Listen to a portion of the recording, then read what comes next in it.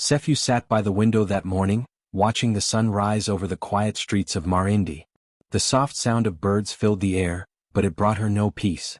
Her heart felt heavy as if someone had locked away her joy. Once her home was full of laughter. Luca used to tease her while she cooked, and she would laugh so loudly that their neighbors would smile from their porches. But now silence ruled the house. Luca left early and came home late, often without saying much. When she asked how his day was, he only muttered, "Fine," and disappeared into the bedroom. She tried everything she could think of to bring back the man she loved. She cooked his favorite meals, wore the dress he liked, and even tried to surprise him with small gifts. But nothing worked. Luca seemed far away, his mind lost somewhere she could not reach. Sometimes Sephu lay awake at night, staring at the ceiling, wondering what she had done wrong. Had he stopped loving her? Or was something troubling him that he could not share? One evening, as she cleared the table after another quiet dinner, she looked at the empty chair across from her and felt tears rise in her eyes. The loneliness was too much. She thought of how things used to be, their dreams, their laughter, their plans to build a small shop together. All of it now felt like a story from another life. She missed the man who used to hold her hand just because he wanted to. Then one night she sat alone on the veranda, listening to the sound of crickets. Her mind raced with thoughts she could not control.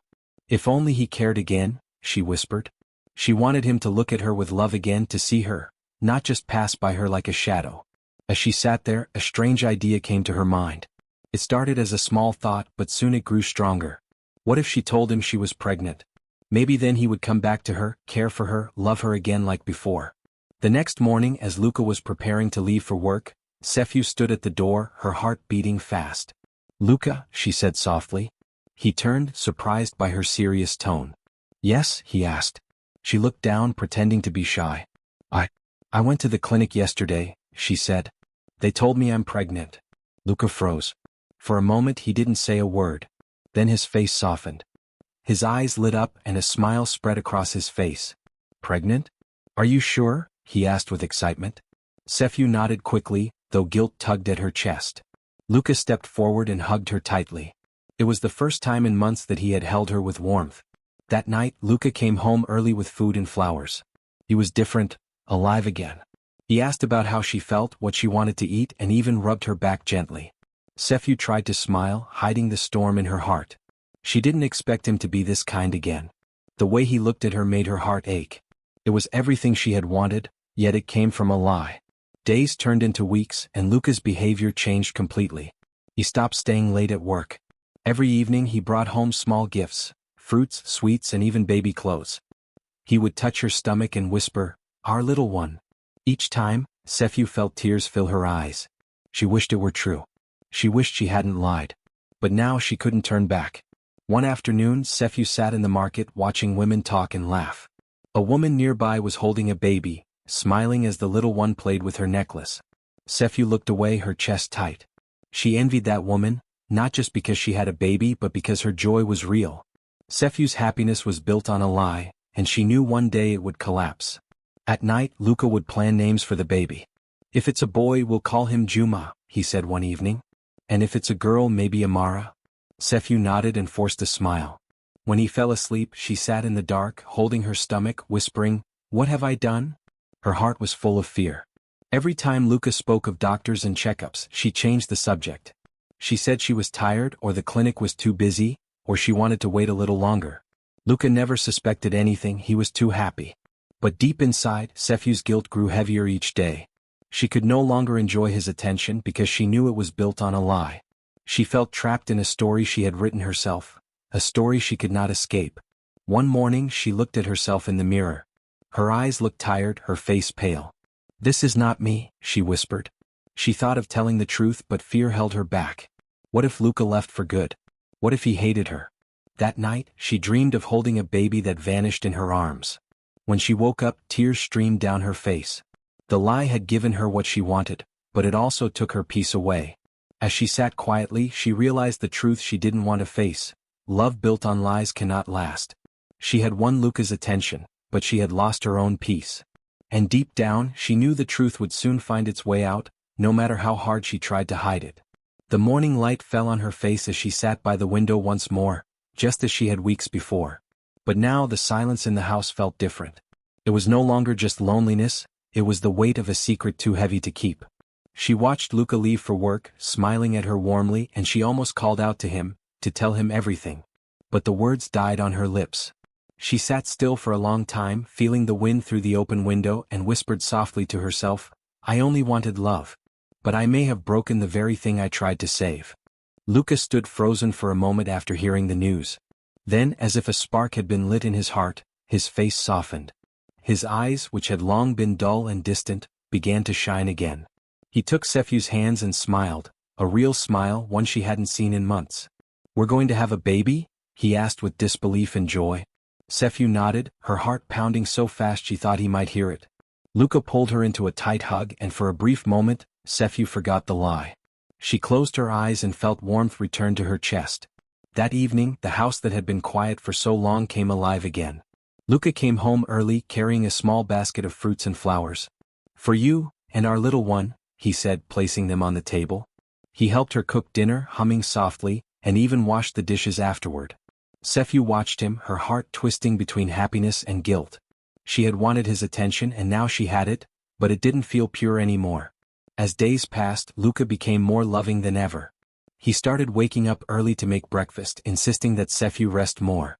He even swept the floor, something he had never done before. At night he talked to her stomach, saying sweet things like, "Little one, grow strong. Your father is waiting to hold you." Sefu smiled and pretended to be shy, but when Luca turned away her face would fall. Each word of love pierced her with guilt.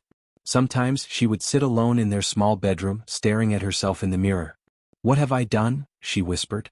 The lie that once seemed small now felt like a giant shadow following her everywhere. But every time she thought about telling Luca the truth, she lost her courage. She feared the look that would come into his eyes, the look of betrayal, disappointment, and heartbreak. She could not bear to lose him again. The town of Marindi soon began to talk about them. Luca's friends congratulated him at the market. Neighbors came by with smiles, saying how happy they were for the couple. Even Luca's mother sent gifts from the next village: baby clothes, a blanket, and a small wooden rattle. Luca beamed with pride, telling everyone, "Sefu has made me the happiest man alive." But behind her gentle smiles, Sefu's heart ached. Each gift, each kind word felt like a reminder of her lie. When she saw the baby clothes folded neatly on the table, she would run to the back room and cry quietly so no one could hear her. One night, Luca came home holding a small clay pot of soup. "I made this myself," he said proudly. "It will help you stay strong." He placed the pot in front of her and watched her eat, smiling the whole time. "You're glowing, Sefu," he said softly. "You and the baby, you're my whole world now." Sefu lowered her eyes. She couldn't speak. Her hands trembled slightly as she lifted the spoon. In that moment she wanted to tell him everything, to beg for forgiveness and end the lie once and for all. But when she saw the joy in his eyes, she couldn't do it. She couldn't destroy that happiness. So she swallowed her guilt along with the soup. Days turned into weeks and Luca's care grew deeper. He refused to let Sefu do any hard work. When she tried to wash clothes, he stopped her. "You need to rest." "Let me handle it," he said gently. He even brought her mangoes from the market because she once mentioned craving them. "Our baby already has your taste," he joked, and she laughed, though her laughter sounded hollow to her own ears. At night, when Luca fell asleep beside her, Sefu would lie awake, staring at the ceiling.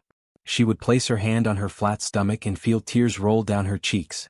"I wanted love," she whispered to herself, "but I have built it on sand." The guilt ate at her little by little like termites eating wood. Then came the visits from neighbors who wanted to help.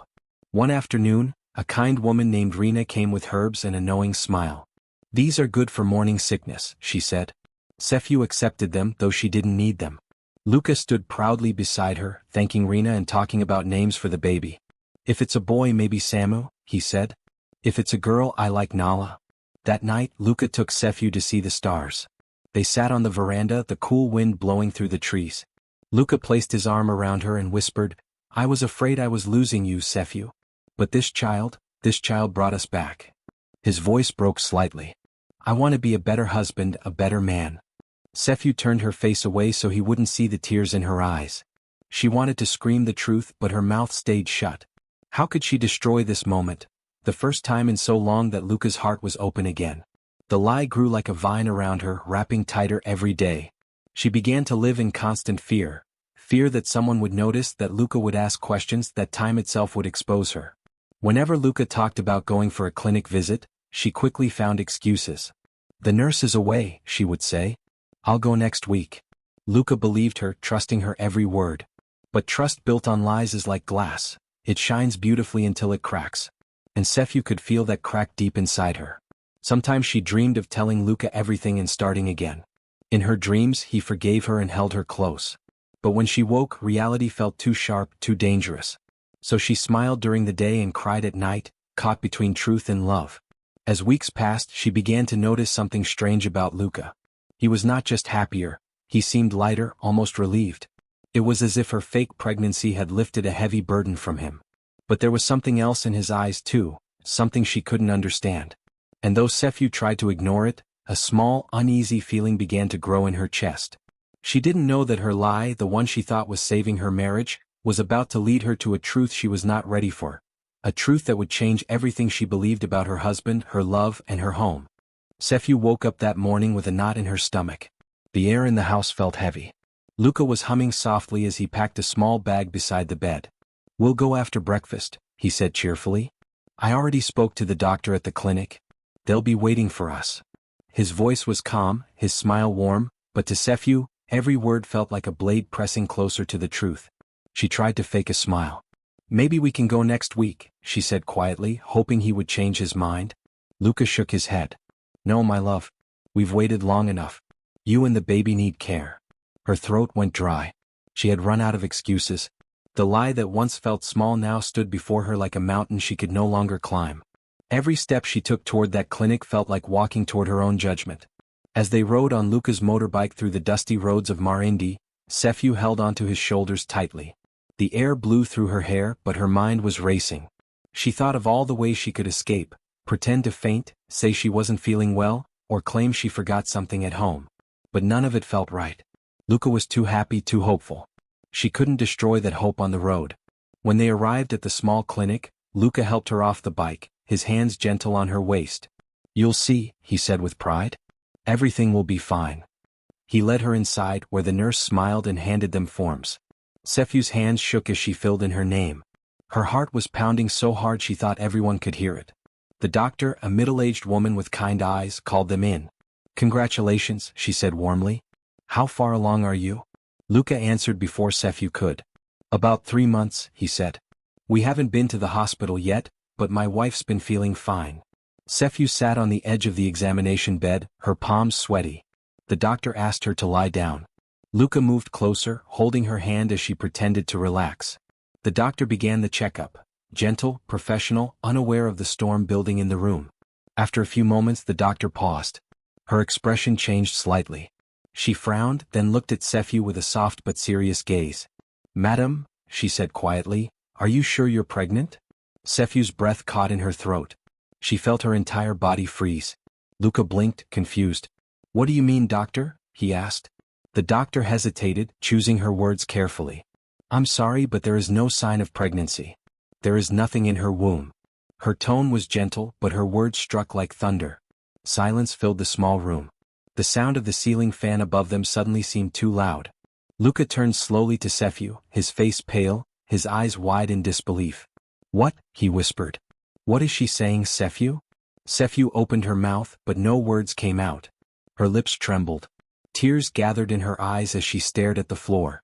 The doctor looked between them, realizing something was deeply wrong. "Maybe we should talk in private," she began, but Luca stepped back, shaking his head. "No," he said hoarsely. "I need to hear it from her." His voice was shaking now, a mix of confusion and pain. "Sephu, what is this?" She tried to speak, but her voice broke. "Luca, was all she managed before her words were swallowed by sobs. Luca's eyes darkened with realization. He stepped away from her slowly, like a man watching the ground crumble beneath him. The doctor quietly left the room, giving them space. The only sounds were Sephu's quiet cries and Luca's unsteady breathing. "You lied to me?" Luca finally said, his voice low and hurt. "All this time?" Sephu covered her face with her hands. "I didn't mean to hurt you," she whispered through tears. "I just wanted you back. I wanted you to love me again." Luca's jaw tightened. "So you thought a lie would bring love?" His tone was not angry yet, it was worse than anger. It was disappointment. Deep, painful disappointment. She reached out for him but he stepped back. His eyes were wet, though he tried to hide it. Sefyu, I came home early because of you. I changed because of you. I believed every word you said. He looked away, shaking his head. And it was all a lie. Sefyu wanted to explain, to tell him how lonely she'd been, how desperate she'd felt, but every word felt useless now. He wouldn't understand. Maybe no one would. Luca stood there for a long moment, silent, breathing heavily. Then, without a word, he turned and walked out. Luca! Sefyu cried, her voice breaking. She ran after him, but by the time she reached the door, he was already outside. He walked past the waiting patients, past the nurse calling after him, straight to his motorbike. He didn't look back. The sound of the engine roared through the air and faded down the road. Sefyu fell to her knees on the clinic floor, covering her face as tears streamed down her cheeks. The nurse rushed to her, trying to help her up, but she couldn't move. The weight of what she had done crushed her completely. She stayed like that for several minutes, broken, ashamed, and terrified of what would come next. The love she had tried to save was now shattered, and all that remained was silence and regret. As she walked home later, her feet dragging through the dust, she remembered the way Luca had smiled when she first told him she was pregnant. She remembered the way he had looked at her belly, the way he had sung softly at night. Every memory stabbed at her heart. By the time she reached the house, the evening sun had turned red. The home that once felt warm now looked cold and empty. She stood at the doorway, staring at the chair where Luca used to sit. Her eyes filled with tears again. The truth was out. There was no hiding now. And though part of her had feared this moment, another part knew it was the punishment she deserved. 4 lies, no matter how kind their reason, always come back to demand the truth. And Sefyu's truth had finally come, hard, painful, and impossible to escape. Sefyu sat alone by the window as the sun dipped behind the hills of Marindi. The sky glowed orange, but she didn't notice its beauty. Her eyes were fixed on the empty road outside, the same road Luca had taken when he left her at the clinic. Every evening since that day she waited. Every sound of a passing motorbike made her heart jump, but it was never him. The house that was once full of laughter now felt like a grave. The meals she cooked stayed untouched.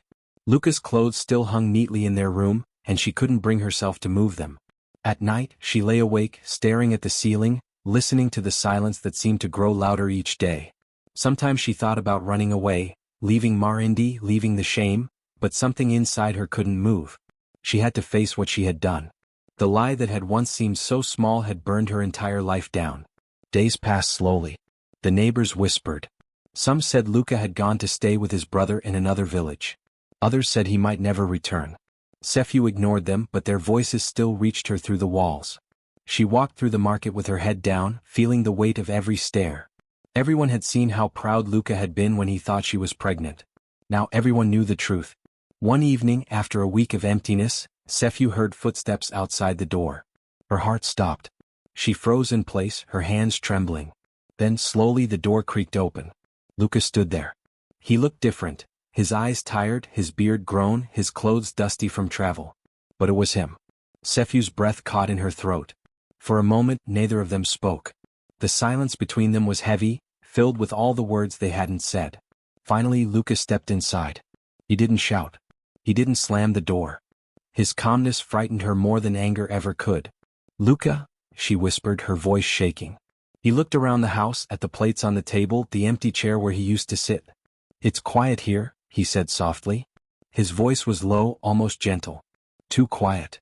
Sefyu swallowed hard. I'm sorry, she whispered. I didn't mean for things to go this far.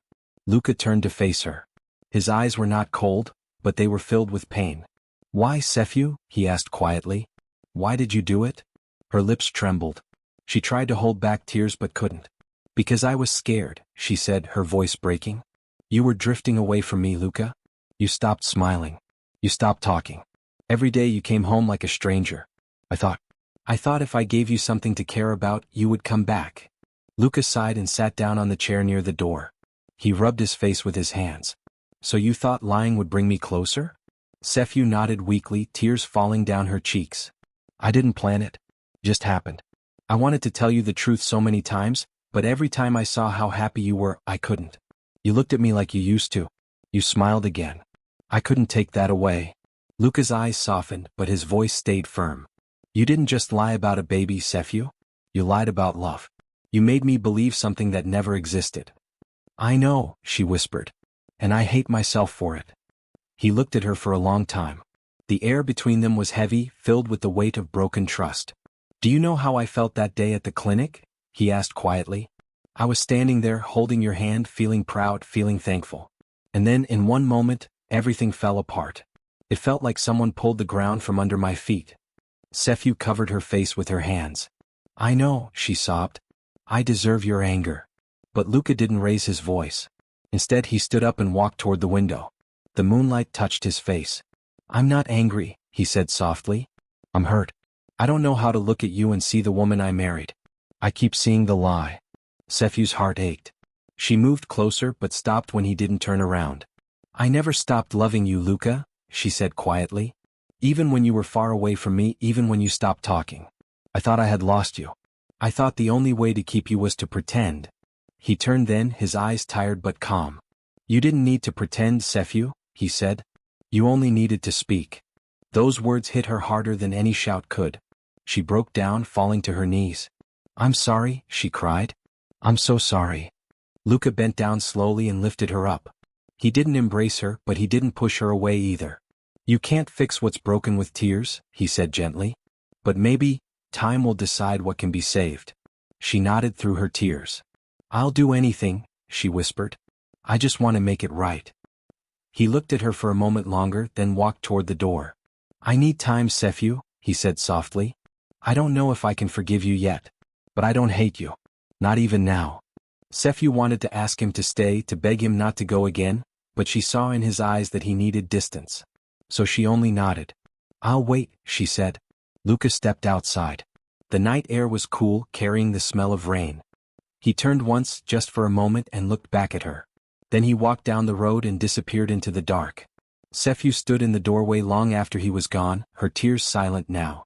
The moonlight spilled across the floor, touching the chair where Luca had sat. She walked to it slowly and ran her fingers along its back, remembering his voice. You only needed to speak. For the first time she understood what he meant. Love wasn't about keeping someone through fear or lies. It was about truth even when it hurt. That night, she lit a small lamp and placed it by the window.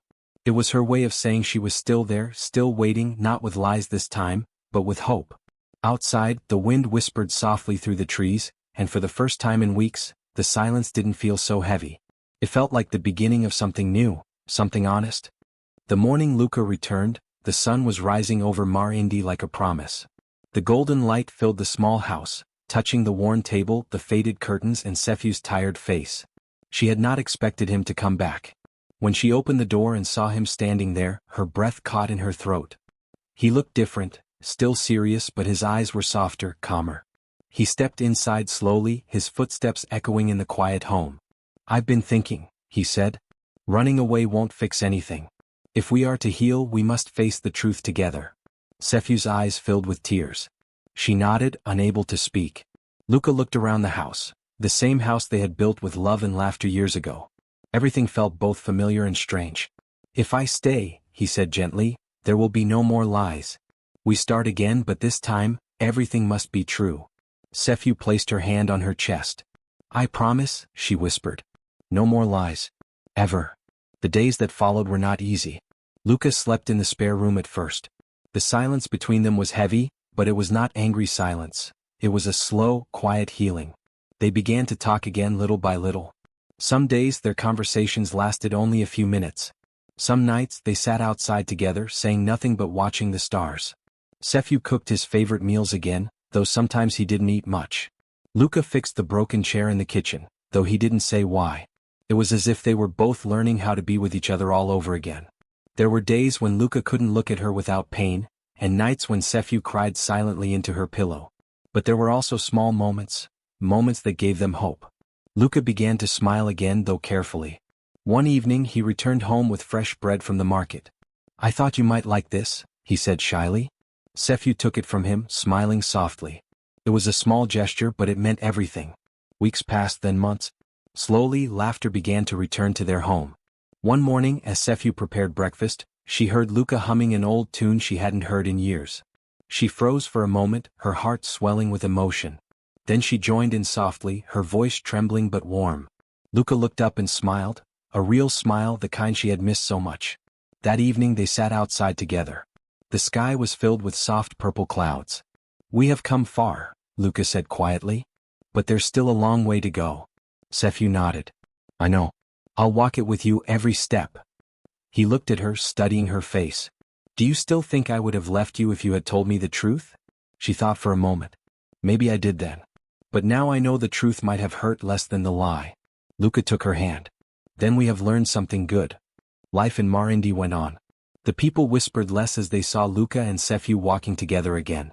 They noticed how he carried her basket at the market and how she laughed at his small jokes. Slowly, the story of their past faded from gossip and turned into quiet respect. One rainy afternoon months later, Sephew felt different. She was tired, dizzy, and her heart beat fast with a strange excitement. She went to the clinic alone, her hands shaking as she waited for the doctor. When the doctor smiled and said, "Congratulations, you are pregnant," Sephew gasped. Her eyes filled with tears, not of fear but of pure joy. This time it was real. That evening she came home quietly, her heart full. Luca was fixing the window when she said softly, "Luca, there's something I need to tell you." He looked up, his face suddenly serious. But when she said the words, "I'm really pregnant this time," his eyes widened in surprise. For a moment he said nothing. Then he laughed, a deep, warm laugh that filled the room. He rushed to her, held her close and whispered, "Now this is truth." Sephew held him tightly. For the first time in a long while, her heart felt light. The months that followed were peaceful. Luca became the caring husband she had longed for, not because of a lie, but because of a love that had survived one.